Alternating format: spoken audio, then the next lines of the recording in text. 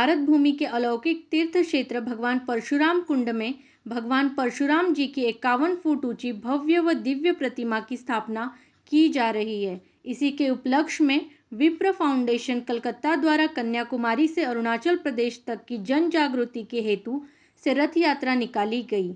यह यात्रा भारत के विभिन्न राज्यों और शहरों से होते हुए आज वलसाड़ जिले के वापी पहुंची थी। वापी को देश के औद्योगिक कैपिटल से भी जाना जाता है। इस औद्योगिक नगरी में जब भगवान श्री परशुराम जी की रथ यात्रा पहुंची, तब इस पावन घड़ी में वापी के तमाम हिंदुओं ने बड़ी ही जोर शोर से फूलहार और ढोल नगाड़े के साथ डीजे की धुन पर नाचते झूमते हर्षोल्लास के साथ इस यात्रा का भव्य स्वागत किया। कन्याकुमारी से निकली एक यात्रा जो कि भगवान परशुराम की मूर्ति की स्थापना होगी अरुणाचल प्रदेश में, जिसको लेके विप्र समाज के लोगों द्वारा एक यात्रा निकाली गई है पूरे भारतवर्ष में।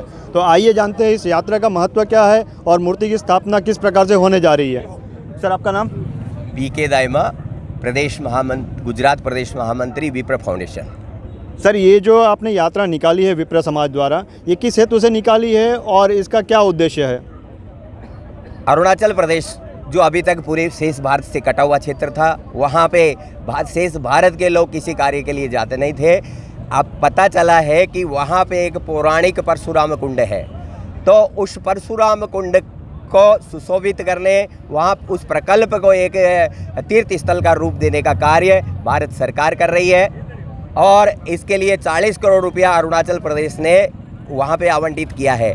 वहीं पे एक टापू है और वहाँ पे 51 फुट ऊंची पंचधातु की भगवान परशुराम की प्रतिमा स्थापित करने का कार्य विप्र समाज के बड़ी संस्था विप्र फाउंडेशन को सौंपा गया है। 11 करोड़ की लागत से परशुराम भगवान की वहाँ पे 51 फुट ऊंची ये प्रतिमा निर्मित हो रही है, जिसका 70% कार्य पूरा हो गया और उसका भूमि पूजन हमारे यशस्वी गृह मंत्री श्री अमित शाह जी के हाथों से हुआ था। तो पूरे देश के ब्रह्म समाज और इसके साथ ही सर्व समाज को, क्योंकि भगवान परशुराम ब्राह्मण समाज के ही नहीं, वो तो विष्णु के छठे अवतार है, तो सर्व समाज के हिंदू समाज के वो आराध्य है। इसलिए पूरे शेष भारत को इस प्रकल्प से परिचित कराने के लिए दक्षिण भारत से 8 नवंबर को ये यात्रा शुरू हुई थी और तमिलनाडु, कर्नाटक और महाराष्ट्र होते हुए आज ये वापी में प्रवेश किया है इसने। इसके बाद में ये गुजरात जाएगी और उसके बाद में पूरे शेष भारत में भ्रमण करके 8 जनवरी को ये अरुणाचल प्रदेश के अंदर ये रथ यात्रा पहुंचेगी।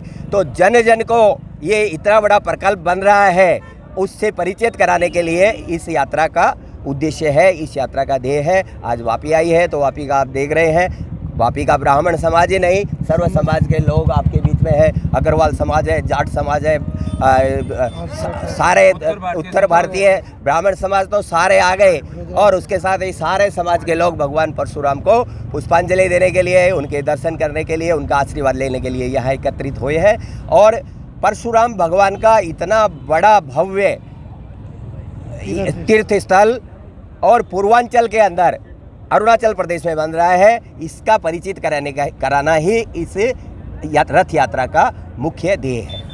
Bureau report, the voice news.